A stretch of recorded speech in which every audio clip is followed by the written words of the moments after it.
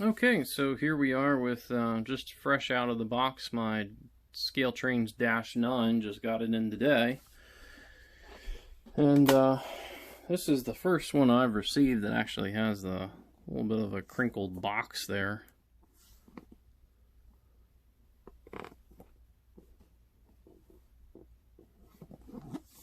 Didn't seem like they packed this one as much as they normally do, so hopefully the model itself is in good shape.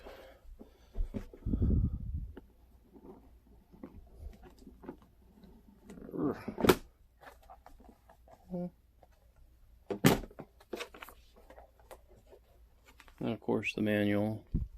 We don't really care about that right now. We want to take a look at the model.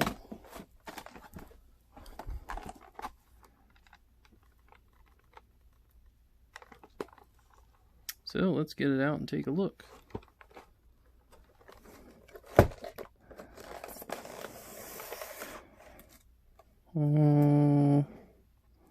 There's something static in the box here. Looks like part of something.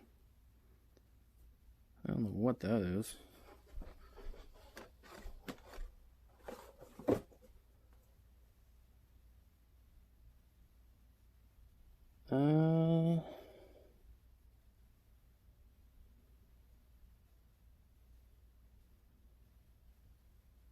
I think that might be one of the spare couplers that goes on the back. Not a huge deal. And spare bearing caps, I guess.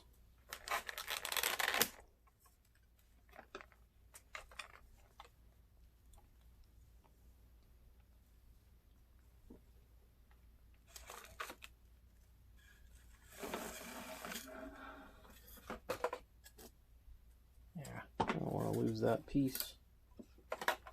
Oh, there it is. Okay.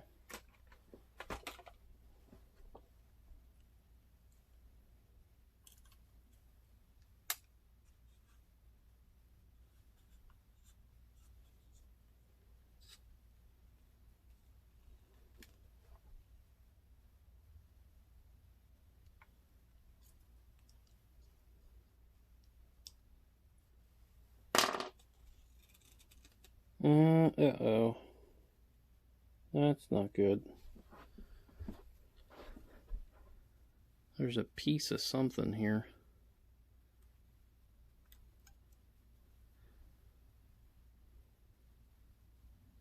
Looks like one of the walkways. Oh. Well, we got one busted there. And one completely missing there.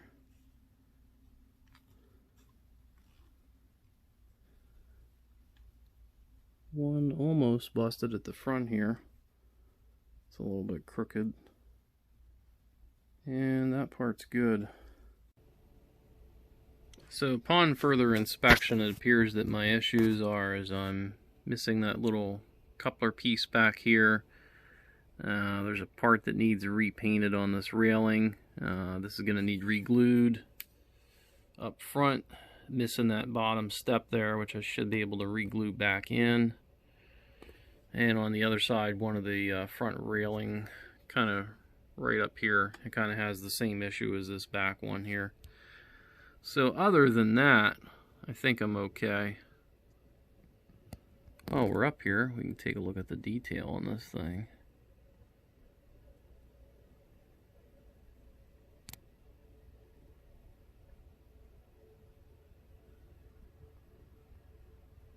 You can see that see-through detail there.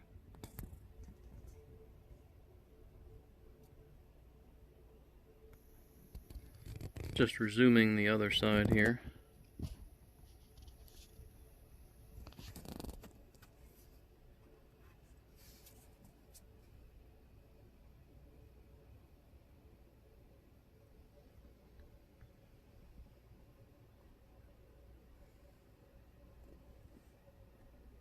Actually, I think both the steps here are okay on this side. So it looks like only on the one side That should be a fixable issue here.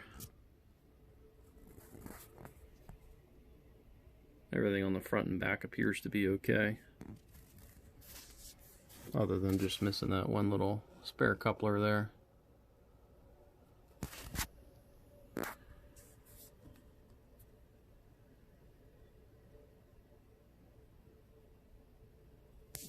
One odd thing, and I'm not sure if this is accurate or not, that the little dots here and the little antennas aren't painted silver on a lot of the PTC. Those are usually silver. So I'll have to take a look at the picture of the prototype to see if that's accurate.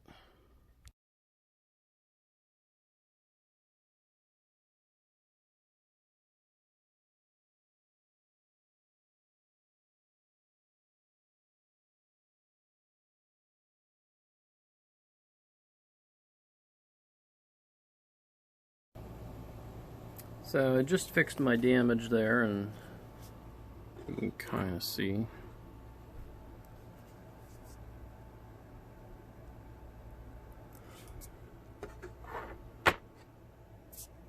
And also that bottom step there. And the other one. So pretty much back to mint there. This one right here was a real pain to get back on there, but I finally did get it back in the right place, and it looks a little bigger because the light's more on this side, but they're actually perfectly even there. So let's get to firing this thing up. So from what I understand, this is supposed to have the new V5 look sound ESU decoder in here. So we'll go ahead and give it some power here. F0 for the headlight. Turning it on turns on the number boards also.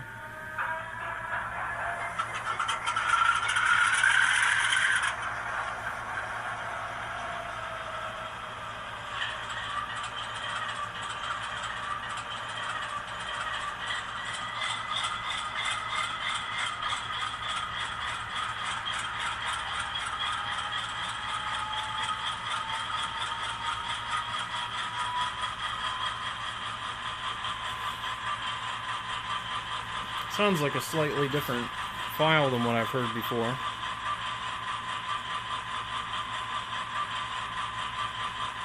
And I think there's actually step lighting here.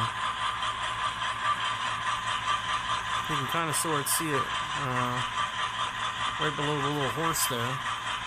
There's definitely the step lighting there.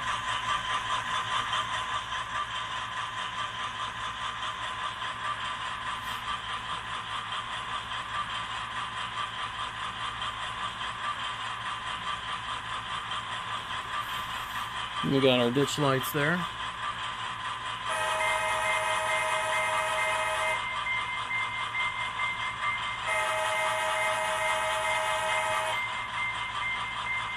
Yeah, it sounded kind of weak there.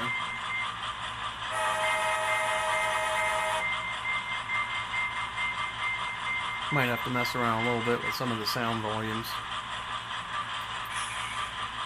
So I put it in reverse there, and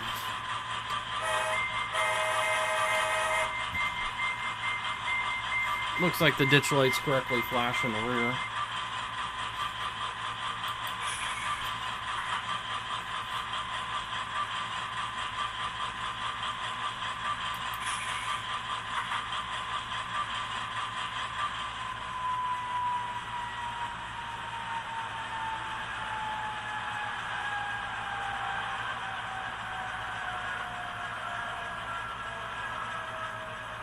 I just put it in reverse. It's taking it that long.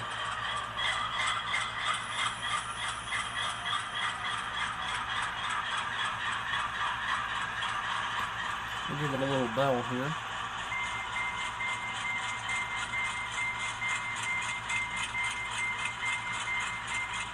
Sounds a little bit different than the typical e-bell.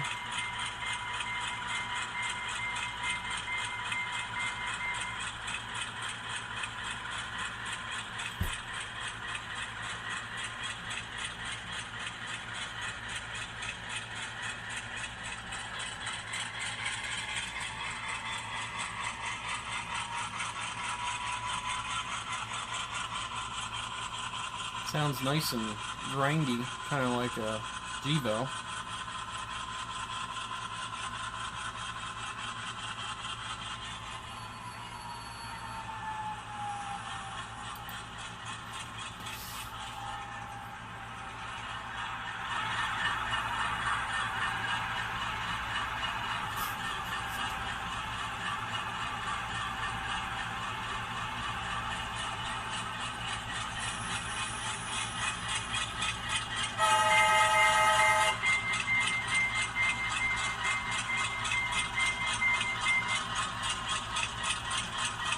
I'm going to turn off the ditches there just so you can see that step light just below the horse there.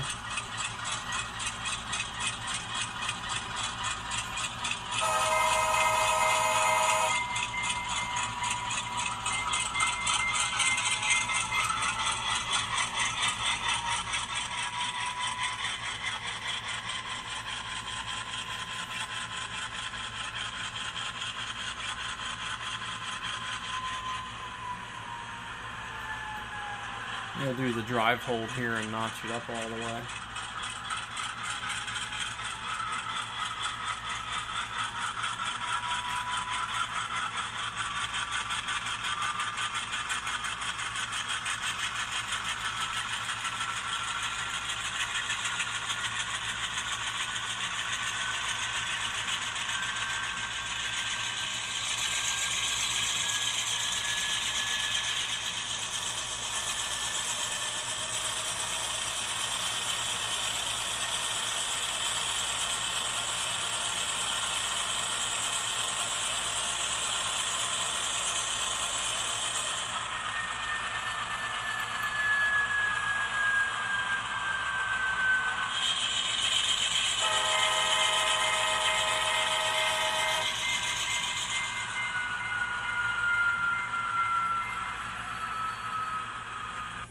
So I'm going to mute the sound here and we'll take a look at how quiet the motor is.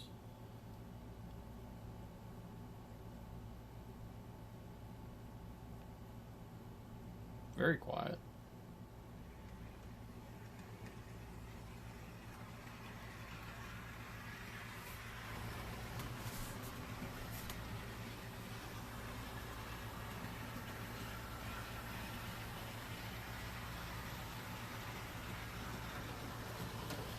Yeah.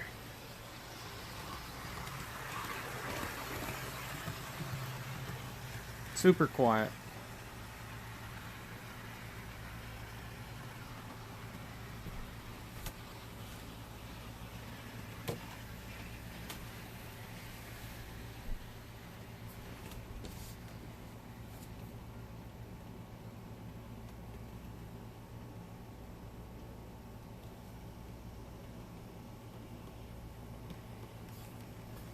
Waiting for it to back up here.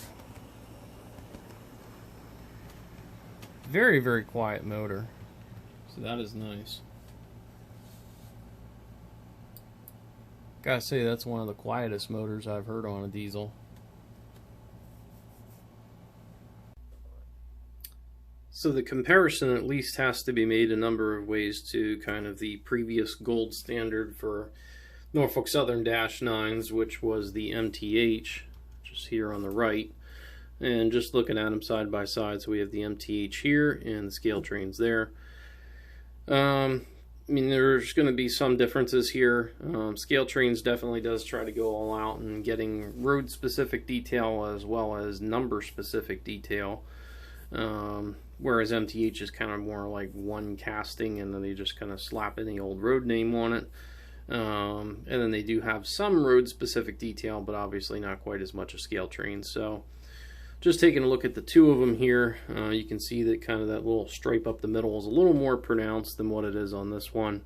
It is there on that one, but it is extremely hard to see. Of course, PTC is a difference on these. Also the headlight area, a little bit different. We'll take a look at the noses here.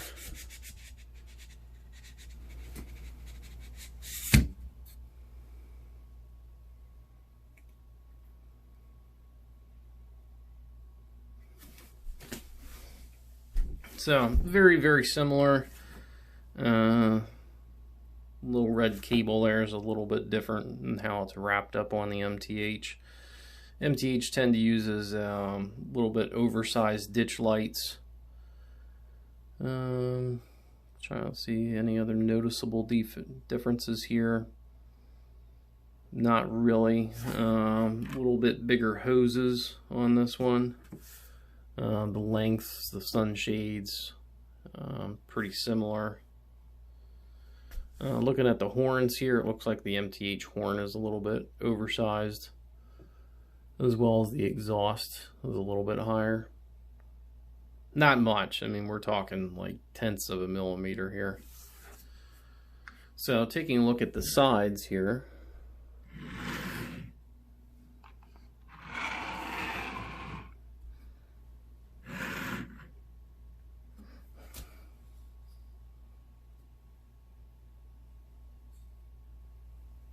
And of course, looking at the Scaletrains here, one thing you'll notice, the railings are kind of bent in a little bit there, which is on the front and rear of the model. They're both kind of like that. The rear might even be a little bit worse there, and you can't really bend those out. I've tried. Whereas the MTH is pretty much perfect in that respect, both front and rear.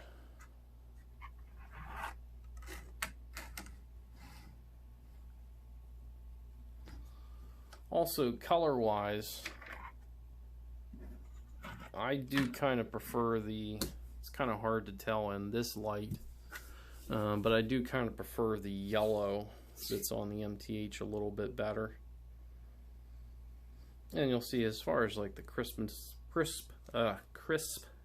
of the paint, not a whole lot of difference there. Truck detail, Scaletrains is obviously going to win that, being that they actually have the real spitting bearing caps there. Other the MTH is no slouch on that. Really not a whole lot of detail difference there. A couple additional decals that are on with these versus the MTH. Taking a look at the back ends here.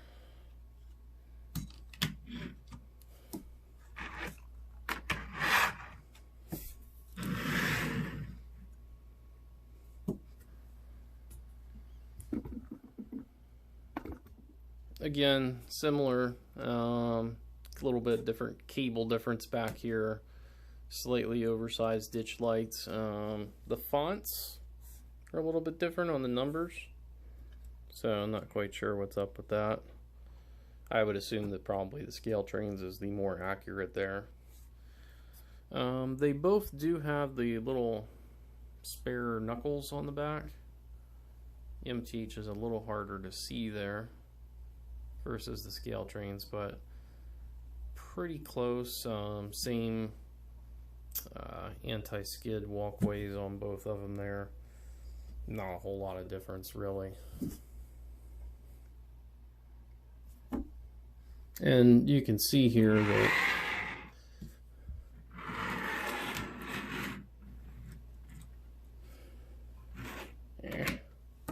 trying to go nose to tail there. So I mean, they match up very well. I mean, one does not look out of place next to the other. So we'll take a look at the some other comparisons here. So one of the things that I like to do is a little old-fashioned tug-of-war, and here on this side we got the MTH, and over here we got the Scaletrains. Now I fully expect that the Scaletrains is going to walk away with this one. Just because of, I mean, I don't actually weigh these, but there is a appearance that the Scaletrains is generally heavier, and in my comparisons of the Tier 4 versus, you know, even like the MTH Gevos, which is a Tier 3, but not a whole lot different as far as the way that they're constructed. The Scaletrains Tier 4s generally outpulled the MTH, So I would expect that this being another GE engine, again, the internal construction is not vastly different, but I would expect the Scaletrains would win. And also, just to be fair, I have set these up to my fleet strategy of a top speed of 70 miles an hour. Mid-range speed is 35, and of course your crawl speed is about 1 scale mile an hour. So they're evenly matched here, so we'll see what happens.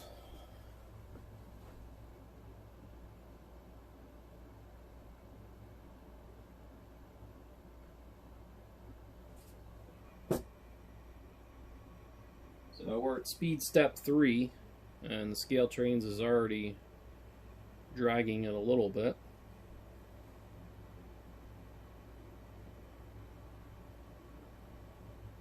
Speed step 10, pretty even.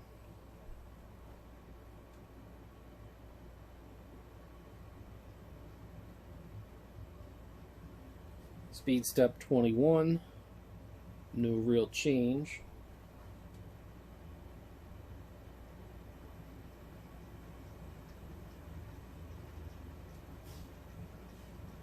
Speed step 30. Speed step 42. Still no real change. We're going to go to half throttle.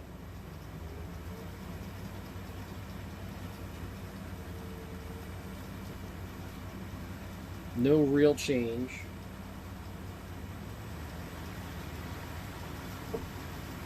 And we're at about 2/3 here, and there's no real change, so we're going to shut them both back down there. So I would have to say that's a draw, which honestly kind of surprises me a little bit. I thought the Scaletrains would walk away with it pretty well, but that really didn't happen. I mean, you're talking millimeters back and forth here, so we'll call this one a draw. Next, we're going to take a look at the LEDs. So we're taking a look at the back end here, and one thing I did not notice from before is that it does have that lighting there for the, I guess they call that walkway lighting. It does have that in the back, and you can kind of see the brightness difference. The MTH here is definitely brighter. Now, one other thing I did notice here as well is there's a single little LED that's on here, kind of like right there, for the walkway lighting. So that's kind of cool. They don't have it on the other side, though. We'll take a look at the front ends here. Now, taking a look at the front ends, the Scaletrains actually has, looks like, the brighter headlight and also the brighter number boards, but not quite as bright as ditch lights. So, kind of all over the place there. I would also say that the color tone of the Scaletrains tends to be a little bit more on the accurate side. Has a little bit more of that orangish tint to it. You can't really tell here on camera, but a little bit closer to real life there. So, last on the comparison list here, we're going to take a look at the sound. The MTH has two 28mm TCS WOW in the tender, a DCC ready model. Protosound 3 I don't really do just because they're highly inaccurate as far as the sound. The MTHs I always do two 28mm TCS WOW speakers in the fuel tank, which it's set up for, and also of course ESU for the sound. I've done many GEVOs that way, and I have tons of videos on how to do that, and also of course on this Dash 9 how to do that. Scaletrains uses I guess some sort of sugar cube speaker in there, and ESU of course, so that part's pretty even. So I have the Scaletrains on right now, and I have the MTH muted. Now you're gonna hear here when I turn the MTH on, it pretty much drowns out the Scaletrains.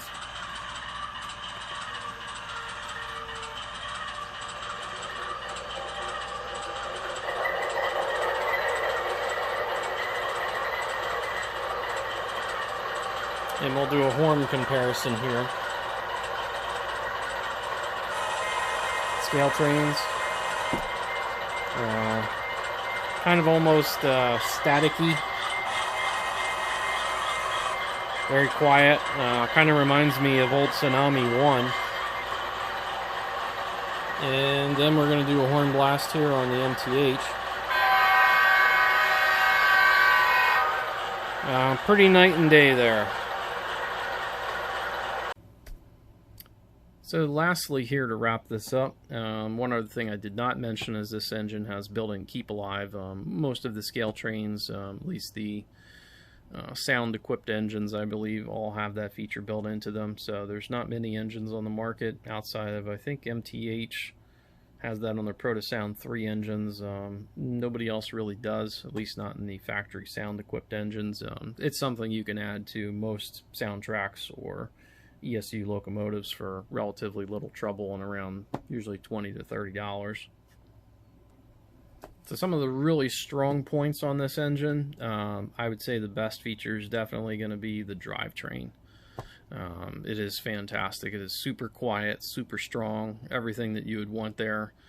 A lot of people might say the detail is the best part of a Scaletrains locomotive. I haven't had the best of luck with that myself. I've had 3 Scaletrains locomotives now, all of which had some sort of issue out of the box. If you look at my past videos, when I got my SD40, that had some sanding line issues where it was rubbing on the trucks or rubbing on the wheels. The solution to that, eventually I just removed the sand lines totally. When I got my Tier 4, that had a crooked front railing on it. Also the ditch lights were crooked. Never was really able to get that fixed. I didn't really look into too much on how to fix it. It was just something I kind of expected that to be right out of the box. And then this one obviously had a couple little parts busted off of it, but that I would say is probably the most fixable of the 3 issues that I had. It took me maybe 5 to 10 minutes to glue those things back on, and it won't be an issue moving forward.